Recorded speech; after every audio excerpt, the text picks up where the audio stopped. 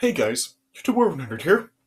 Alright, and I figured with Survivor Series being this Sunday, I decided I would make a retro Survivor Series review.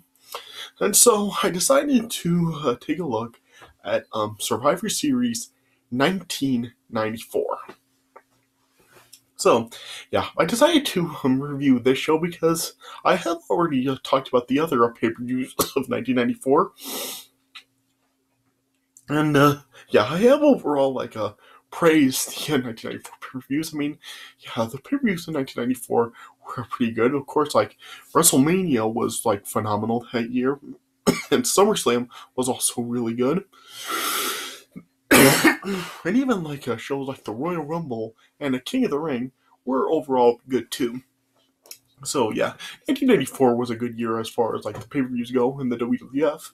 Yeah. As far as this pay-per-view goes, um, I think that this was probably the pay-per-view that really was not that great in 1994. I mean, it wasn't really a horrible show, but I don't know. This was a very up and down pay-per-view. I mean, it's just a very mixed bag because I mean, you did have some good stuff on the show, but at the same time, there was also some stuff on here that really was just not so good. So, yeah, it's just very inconsistent on the show. A very mixed bag of good stuff and bad stuff throughout the show. And plus, yeah, there was some booking on here that really did kind of really didn't turn out so good, and it was kind of dumb. Especially with one thing in particular on the show. And I guess there is something else on the show which you can say that could make the debate that it was kind of overkill, but I mean, yeah. But it's not anything really that, well, there was one terrible thing on the show, but yeah, the rest of the show, overall, I mean, there's some stuff that really is not so good, but yeah, you do have some good stuff on the show as well. So yeah. Plus, yeah, this show also did kind of did sort of a send off some rivalries that really did go on throughout the year in 1994. So yeah, I think that this show really did do the job of really bookending some rivalries that went on in 1994, especially with the main ones going on that year. So yeah, I guess this show can be remembered for that because I mean, yeah, the more the most well-known feuds of 1994 really did kind of conclude at this show. So yeah, this I guess this is something that the show is known for. So yeah, so overall, I mean, yeah, like I said, it's not really a terrible show, but yeah, when you compare it to the other pay-per-views of 1994, yeah, you can kind of see it really was not that great because yeah, of course, this was in late 1994 and 1995 was approaching. And then yeah, everybody knows what a horrible year 1995 was for the WWF, and yeah, I think this show was just a sign of the company kind of going downhill and just the direction that they were heading heading into 1995. So, well yeah, so I guess the show did kind of kind of just yeah, it did kind of really show that the WWF was really kind of struggling at this time. So yeah, this did kind of seem when the company really did go downhill, especially with some of the stuff that would follow after the show. So yeah, yeah. So not really a very good show. I mean, it's really kind of a mediocre show. I mean, there is some stuff worth checking out, but I really can't really guarantee that if you watch the show, you will actually end up enjoying it as a whole. So yeah, so yeah, a very inconsistent show, and yeah, it was just pretty mediocre. So yeah, okay, but anyway, okay, let me just talk about the card on the show. All right, so the first match of the night was a Survivor Series elimination match. You had the bad guys, which consisted of Razor Ramon, the 1-2-3 Kid, the British Bulldog, and the Headshrinkers, Fatu and Sion. versus the Teamsters, which consisted of Shawn Michaels, Diesel, Owen Hart, Jim Neidhart, and Jeff Jarrett. And yeah, I guess this was overall probably the best of the Survivor Series elimination matches of the night. And yeah, it was, I guess, a solid match. I mean, not really like what this show will really be known for, but I mean, it was overall, I guess, a decent in a Survivor Series match. Yeah, I mean that heel team of Shawn Michaels, Diesel, Owen Hart, Jim Neidhart, and Jeff Jarrett. That's got to be like one of the greatest heel teams of all time. I mean, considering like how like great like heels that these guys were in the WWF at that time. I mean, just yeah, seeing just these guys all on one team. I mean, that was just a great heel team. Yeah.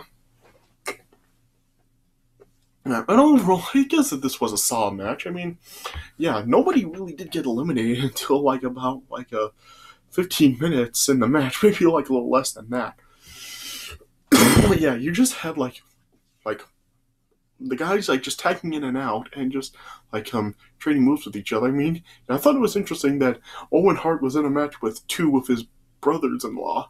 Like, of course, Jim Neidhart and the British Bulldog are both brother-in-laws of the Hart brothers. So yeah, it was interesting to see like Owen Hart in a match with two of his brothers-in-law.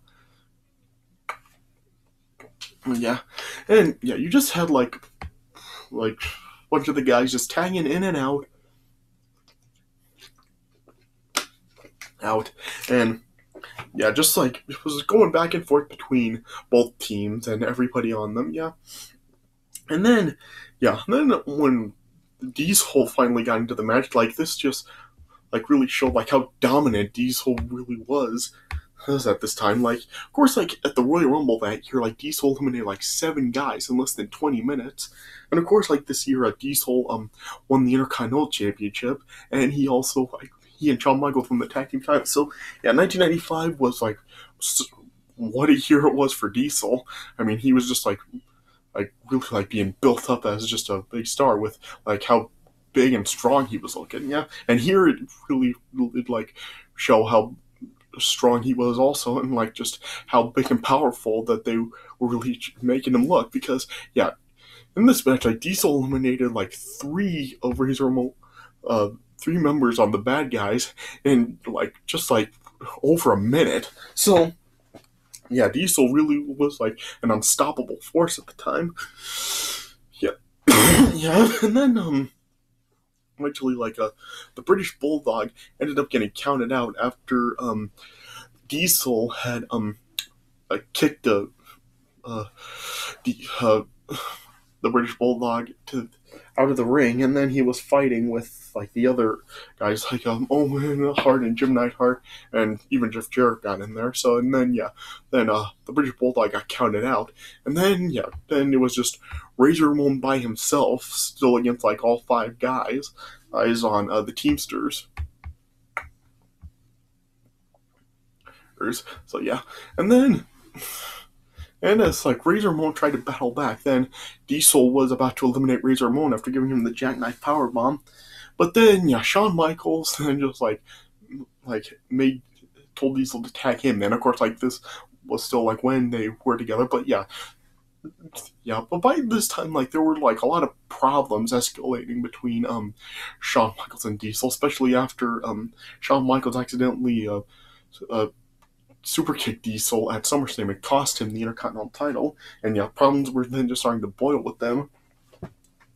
And by after that, and then it really culminated here, where Shawn Michaels told Diesel to just hold Razor Ramon up for the Sweet Chin Music, but then as Shawn Michaels went for the Sweet Chin Music, Razor Ramon ducked out of the way, and Shawn Michaels accidentally hit Diesel again, and this was the 3rd time that year that Shawn Michaels had kicked Diesel. And then after that, that's when like Diesel just finally snapped and he had enough of Shawn Michaels.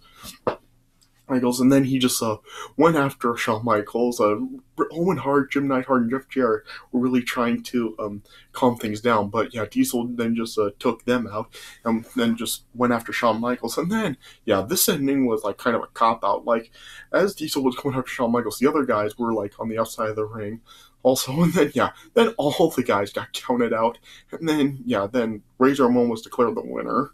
So that was just dumb. Like, how are you gonna count out like all the guys at the same time? I mean, only Shawn Michaels was the guy that was legal in the match, so only he would be able to be counted out. The other guys aren't even legal in the match, so how are you gonna count out absolutely everybody on the outside of the ring? So yeah, that was just dumb right there, and a really dumb booking decision and a dumb way to end the match.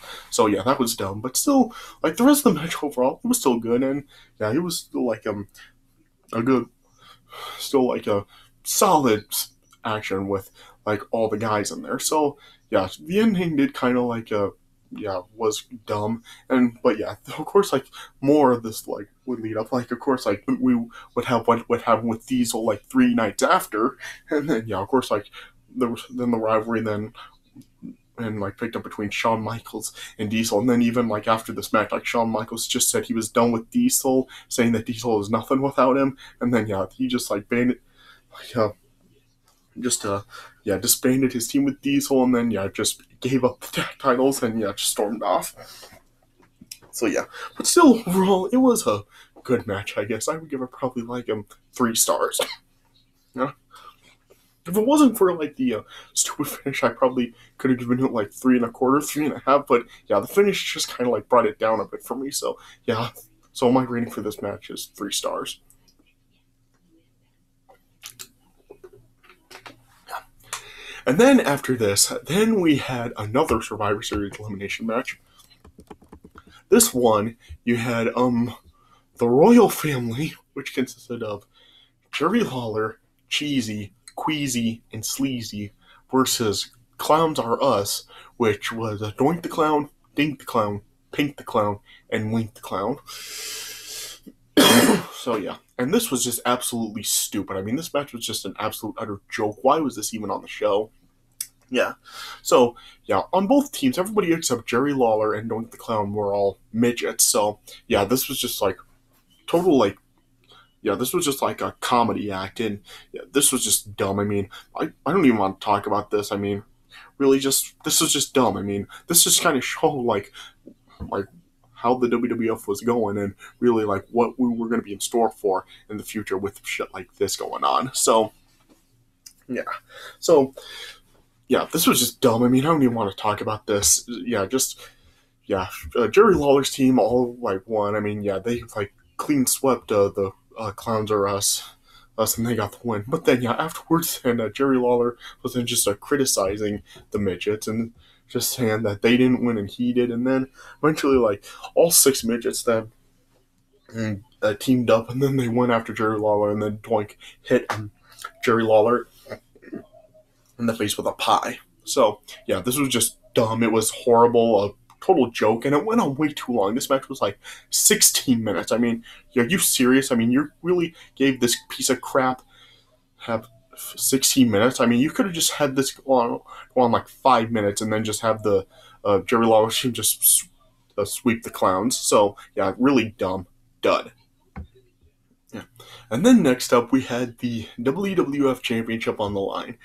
Bret Hart defending against Bob Backlund in what they called a throw in the towel match.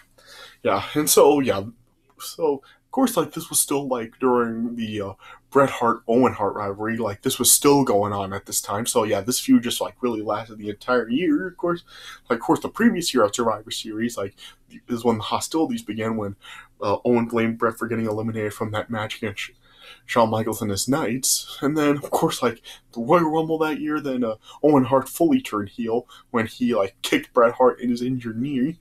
Yeah. And then, of course, at WrestleMania, with the match between Bret Hart and Owen Hart, which Owen Hart won, and then Bret Hart won the title. And then, yeah, at the King of the Ring, like, Owen Hart ended up winning the King of the Ring, and even, like there was the stuff with Owen Hart and Jim Hart working together and making sure Bret Hart kept the title so Owen could go after it. And then, of course, at SummerSlam, we had the cage match between them for the title, which Bret Hart won. And then we get to this. So, yeah, this feud just, like, really was lasting the entire year here. Yeah, I mean, there is, like, I do question why they did kind of like have Bob Backlund be Bret Hart's opponent here, but yeah, I'll talk about that when I finish talking about this match. Yeah, so yeah, you had Owen Hart in Bob Backlund's corner, and the British Bulldog was in Bret Hart's corner as like their towel throwers. And yeah, this was a great match right here. I mean, really, I don't hear people talking about this match when they talk about like some of Bret Hart's best matches because, yeah, I don't know like if I can really say like this is like top 10, but probably like top 15 at least. Yeah, I mean, yeah, this was just like such a great match. I mean, of course, like Bret Hart and Bob Backlund, of course, like two great wrestlers. So yeah, this match is just yeah, this is really just a classic. I mean, it really just shows like how great both guys are. I mean, there was some great action in here. I mean, it was kind of like a slow paced case at times, but yeah, what really helped this match was just the story because, of course, like as I said, this was still like as the Bret Hart Owen Hart rivalry was still going on. And of course, like with Bob Backlund coming back, of course, like Bob Backlund had just returned the previous year. Like Bob Backlund had been gone from the company for like close to a decade, and yeah, Bob Backlund just like made a comeback just to kind of see if he could really still like go good with like the younger guys now, that one stuff. So yeah, and yeah, Bob Backlund. I mean, of course, like he was like kind of like made into a joke, but I mean, yeah, this was still like one of his shining points of his run in the company at this time.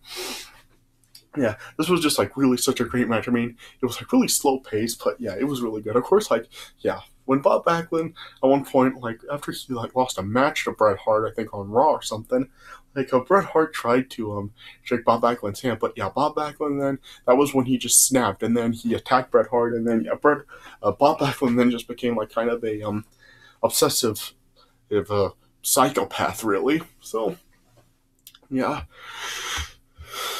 yeah, and then yeah, and yeah, just a really, really great match right here. I mean, some really great back and forth action between Bret and Owen. I mean, Bret and Bob Backlund. Yeah, I mean, yeah, there was like a lot of submissions used in the match. There was like headlocks. Um, yeah, there was like a Bob Backlund to the crossface chicken wing on Bret Hart, and then yeah, and then like a Bret Hart also like went for the sharpshooter Bob Backlund at one point in the match, yeah. And it was just some really great back and forth action between them. Like, it's pulled to the outside of the ring. Like, at one point, as Bret Hart was, like, had the figure 4 lock on Bob Backlund. Like, Bob Backlund was trying to say that he wanted Owen to throw in the towel, but Owen, like, did not throw in the towel. And then, eventually, like, Bob Backlund was able to reverse the figure 4, but then Bret Hart reversed it again. So, yeah, some really great counters in this match. And, yeah, some really great action between the two of them. Like I said, it was a kind of slow pace, but yeah, if you are really like into like really classic wrestling, you really will enjoy this match. And yeah, Lundrick has said that this match was really lost in Bret Hart's list of classic matches. Yeah, and it is, like I was just saying, like I really don't hear people talking about this match when they talk about some of Bret Hart's greatest matches. Yeah, of course, like, they had the horrible match at WrestleMania 11, which I've talked about. So, yeah, I think probably that might overshadow this match. That's because, I mean, that match is probably just more known for bad reasons. So, yeah, but yeah, this is still, like, a really great match. I mean, yeah, especially, like, if you have seen the WrestleMania 11 match and if you really don't think that they didn't work well together, watch this match because it shows that they did. Yeah. Yeah. And then at one point, as Bret Hart ended up, like, had Bob Backlund in the sharpshooter, then Owen at one point then just got into the ring, like, trying to go after Bret Hart, and then, yeah, the British Bulldog then ended up, like, chasing Owen around the ring, but then, yeah, then at one point as the British Bulldog then, like, was running at Owen, then Owen, like, moved out of the way, and then, yeah, the British Bulldog, like, tripped and, like, hit his head on the steel steps, and then, yeah, was knocked unconscious. Yeah, and then as Bret was distracted with that, then yeah, Bob Backlund like had Bret Hart in the crossface chicken wing again, and then yeah, Bob Backlund had Bret Hart in the crossface chicken wing here for like 10 minutes. Yeah. And then as he was just had him in the crossface chicken wing, like Bret Hart was just like not giving up. And yeah, you even like saw a disbelief look on Owen's face, like making it seem like he didn't want that to happen, and he just felt really bad for Bret, yeah, and yeah, he was just looking like he was crying and stuff, seeing like he didn't want Bret to really go through this, and yeah, he just like was watching Bret in the crossface chicken wing, and Bret was just like refusing to tap, and then Stu and Hell and Hart were like sitting in front row. Oh, during this match, and yeah, then Owen was then just like pleading to them to throw in the towel, to save Bret. And since like the British Bulldog was just like out cold, yeah, you even like showed him. Oh, and then like just checking on the British Bulldog, and yeah, the Bulldog was just like motionless, like he was just totally down and out. Yeah, yeah. And then eventually, Owen then just like brought Stu and Hell and to ringside, and then was just like pleading with them more to throw in the towel. And then yeah, Stu just like grabbed the towel away, and yeah, he just like refused to do it. Like he just really wasn't trusting Owen's motives. But then eventually, like Helen then just couldn't take it anymore, and then she just grabbed the towel and threw it in the ring. And then then the match then was called, and so then Bob Backlund was declared the winner. So I'm sure that maybe some people may kind of think that at Bob Backlund having the crossface chicken wing on Bret Hart or it went on for too long for them to throw in the towel. But at the same time, like you gotta think like this did like kind of sort of play off how Bob Backlund lost the title to the Iron Sheik in 1983, because the Iron Sheik had Bob Backlund in the camel clutch, and Bob Backlund was not going to submit, and then his manager Arnold Skolin threw in the towel, and the match was called, and Bob Backlund lost the title. And also, this was kind of a similar situation. So I guess this did kind of play off that, and even like during this in the year at some point, Bob Backlund just he actually did attack Arnold Skolin and put him in the crossface chicken wing for doing that in 1983. So this did like sort of like play off that. Now, I'm sure that some people could say that going on for like 10 minutes was overkill. They probably could have done it much sooner. But I mean, I guess that is up for debate. But still, it was a good way to kind of like play off how Bob Backlund lost the title in 1983. So and then like Owen, after like the towel was thrown, then Owen then just ran into the ring and grabbed the towel, and then he just like ran back to the back, and then due to Owen, Bret Hart lost the title, and Owen then ended up even revealing that this was his plan all along to cost Bret the WWF title. And like I said, I mean, couldn't they have just done like another Bret Hart Owen Hart match again, and then have this be where Owen actually did win the title from Bret Hart? Right, I mean, wouldn't that have been the better thing? I mean, and really to finally have Owen look like that he finally was going over Bret, and he finally was able to take the title from his brother, and then they could have had this feud so going on, and possibly have another match between Bret and Owen at WrestleMania, and have Bret regain the title from Owen there. I mean, I really think that probably would have been the better move. Especially seeing what would happen with Bob Backlund 3 nights later. Of course, 3 nights after this, then Bob Backlund lost the title to Diesel in 8 seconds. So what was even the point of Bob Backlund even becoming the champion here, just so they could, just for him to lose it in 8 seconds to Diesel 3 nights after? So and of course seeing how much Diesel was not a good champion. I've talked about that before, how Diesel wasn't a good champion. Of course Diesel winning the WWF title, that was another big thing for him that year. So he built up all that year winning the Intercontinental title, the tag team titles, and then the WWF title all in the same year. So what a year 1994 was for Diesel. But anyway, back to this match. So Bob Backlund got the win. Kind of pointless, seeing he what happened with his title reign. And yeah, especially like seeing how this was basically how the Bret Owen feud concluded. I mean, there really was no like real conclusion with them actually like having a match to like finish it off. So yeah, it kind of sucked. But yeah, the match was overall, it was so like really great. Like if you haven't seen this before, check it out. And of course, like this would like lead to like them like feuding, Bret and Bob Backlund feuding some more. Of course, like going into that like culminating at WrestleMania 11. So yeah. But yeah, still a really great match. Like I said, check it out if you haven't seen it. I give that match 4.25. Great match. Alright.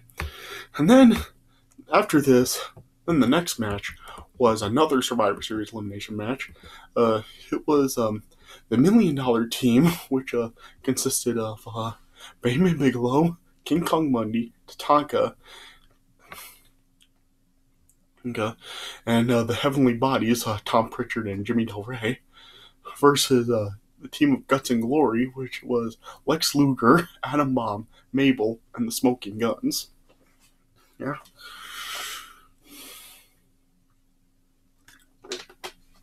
And yeah, this match was just like really, really average. I mean, I really don't remember anything from this match. I mean, yeah, it just really did come and go. I feel like this was really just used as a buffer match between the WWF title match and the main event. So yeah, I really don't remember like what happened in this match. Yeah, just yeah. In the end, the $1 Million Team ended up getting the win after Lex Luger was able to eliminate Tatanka with a small package. But then, yeah, just like seconds after, then King Kong Bundy hit a splash on Lex Luger and pinned him, and yeah, King Kong Bundy and Bam Bam Bigelow were the survivors. So yeah, it was a very average match. It really is not memorable. It just came and went. Yeah, like I said, it was really just used as a buffer match. So yeah, I would give it like 2 stars. Yeah, and then we got the main event. And Yokozuna versus The Undertaker in a casket match. And yeah, and of course, like, this was a rematch from their casket match at the Royal Rumble that year. Yeah, of course, like, at the Royal Rumble, I've talked about that. Yeah, Yokozuna won after a lot, like, 10 guys then interfered and really just beat down Undertaker to help Yokozuna put Undertaker in the casket and win. Yeah. And then, yeah, it ended, culminated like here, like 10 months later in a rematch with Undertaker sought revenge against Yokozuna after he returned from to the company at SummerSlam. Yeah, and for this match, Chuck Norris was made the special enforcer for this match to make sure that nobody would interfere. So yeah, they were like making sure that what happened at Royal Rumble couldn't happen again here. And yeah, in this match, of course, Paul Bearer was in Undertaker's corner, and of course, Mr. Fuji and Jim Cornette were in Yokozuna's corner. So yeah, but I did kind of question like why they did allow the managers to be at ringside. I mean, how could they be so sure they wouldn't have gotten involved in the match? So yeah, I mean, wouldn't it have made more sense just to ban all the managers from ringside too? So yeah, that's kind of like something I question about it, but yeah, but overall, I did like this match. I mean, I did think that it was a pretty good match. I think probably the Royal Rumble match was a little bit better, but yeah, this was still a good match, I think. I mean, I did enjoy it. I mean, yeah, Undertaker was probably one of Yokozuna's best opponents. Like, given, like, Yokozuna really was not very good. I mean, yeah, going, like, of course, like, the horrible matches that he had with guys like, Lex Luger and, even, like, Hulk Hogan, like, the match at King of the Ring wasn't very good. And yeah, throughout, like, the other guys, Yokozuna's in his face. I mean, yeah, Bret Hart, I guess, was an okay opponent. I mean, the match at WrestleMania 9, like I said, I mean, it was a short match, but it was, like, a pretty good match for the time that it lasted. But, yeah, the WrestleMania 10 match really, like, was just not really all that good. So, yeah, Yokozuna really wasn't known for really having really good matches. But, yeah, Undertaker was probably one of Yokozuna's best opponents.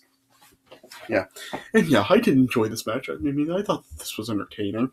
I mean, yeah, it was, it had, like, some solid back and forth action between them. I mean, yeah, Undertaker was able to hold his own against Yokozuna here, and of course, like, this was when, like, the Undertaker's persona had changed, where, like, it wasn't, like, his how his original gimmick was, where like when he first came to the company, like he was like kind of like more like a zombie-like character and was moving like kind of slower and was kind of controlled by the urn.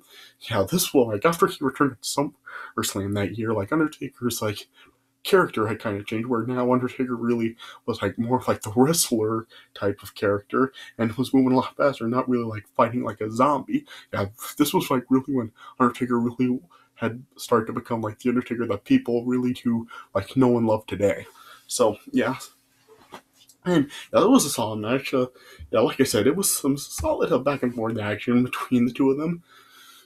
Yeah, like Undertaker gained an early advantage, but then eventually, like Yokozuna hit a Samoan drop on the Undertaker, but yeah, Undertaker then just sat up instantly, and yeah, there were like times where, yeah, quite a few times in this match where as Yokozuna was then just beating down Undertaker, Undertaker kept sitting up. At one point, Yokozuna hit a leg drop on the Undertaker and tried to place Undertaker in the casket, but Undertaker was able to prevent Yokozuna from closing the lid. Yeah, there was one point where both Undertaker and Yokozuna like fell into the casket hit together, but yeah, and then they were fighting each other in the casket. Yeah. Then at one point, like Mr. Fuji then tried to go after Undertaker, and then as Undertaker then like was chasing after Mr. Fuji, Jim Cornette tried to come from behind Undertaker, and then Undertaker just nailed Jim Cornette. And yeah, and then. And, yeah, and then at one point, of course, and as like you see, well, Undertaker was really like gaining the advantage on Yokozuna. Then King Kong Bundy and Bam Bam Bigelow then came out, and yeah, they were like standing off against Chuck Norris. Yeah, Chuck Norris was then just like staring them down. And yeah, the referees were like trying to get Bam Bam Bigelow and King Kong Bundy to leave, and as like the referees and Chuck Norris had their backs turned, dealing with Bundy and Bam Bam, IRS thing like came through the crowd and then attacked Undertaker. Yeah. And then, yeah. And yeah, and then it seemed that IRS had knocked Undertaker out with like sleeper hold and threw Undertaker in the casket. And yeah, then he just like left through the crowd. And then as Yokozuna was then trying to was about to close the casket, then Undertaker then just got back up and grabbed Yokozuna by the throat. And then yeah, Jeff Jarrett then came out, and Jeff Jarrett actually did try to interfere in the match, but then Chuck Norris then just kicked Jeff Jarrett. And then then Jeff Jarrett just fled, and even like King Kong Bundy and Bam Bam Bigelow left as well. Yeah, and then the Undertaker finished off Yokozuna, hit Yokozuna with a flying clothesline, and then the flying DDT, and then Undertaker then just hit a Undertaker then just hit a big boot on Yokozuna, and then Yokozuna just fell right through the ropes and into the casket. Before Undertaker actually then shut the casket, then he just grabbed the Japanese flag from Mr. Fuji and then just broke it in half and threw that in the casket as well and then shut it. And so then, yeah, Undertaker then got the win. So, Undertaker got his revenge on Yokozuna. So, yeah, so I guess I did enjoy this match, and yeah, it was a good bookend to the feud for Undertaker to like get his revenge on Yokozuna. So, yeah. So overall, I would give that probably like 3.25. I mean, it is a good, an entertaining match. I did enjoy it. Yeah. So overall, the show, I would give it probably like around a 6 out of 10. I mean, yeah, there is some like, of course, like the Bret Hart Bob Backlund match is like great, and yeah, the Undertaker Yokozuna match is enjoyable, and so is like the opening with the bad guys versus the Teamsters. Yeah. But yeah, it's not really anything that memorable. It's really just known for Diesel finally turning on Shawn Michaels. But yeah, those other two Survivor Series matches the midget one just sucked. It was just an absolute joke. And yeah, the other one really is not very memorable either. But yeah, if you are curious enough, like the Bob Backlund Bret Hart match is definitely a classic, and it is a must see. And even like the Yokozuna Undertaker match is worth a watch too. So yeah, but overall, probably the worst pay-per-view of 1994. So yeah, it really is just like a mediocre so-so pay-per-view. But yeah, it does have a couple of matches that are worth checking out. So yeah, I guess I would recommend it to watch those two matches. And even if you do want to see like the stuff with Razor Ramon, Shawn Michaels, and Diesel. So yeah, it did its job to really kind of like book with the main rivalries to really come to a bookend that year. So yeah, that's really the best way I can put it. So yeah, so it is worth a watch for those matches that I said. So yeah, check it out if you're curious enough. All right. So I guess this is all I can really say about it. So yeah, I guess that's it for my review of Survivor Series 1994. So I hope you guys enjoyed this review. And yeah, I've got like another Survivor Series related review who planned also. That's going to be my next video. So stay tuned for that for like another type of Survivor Series review.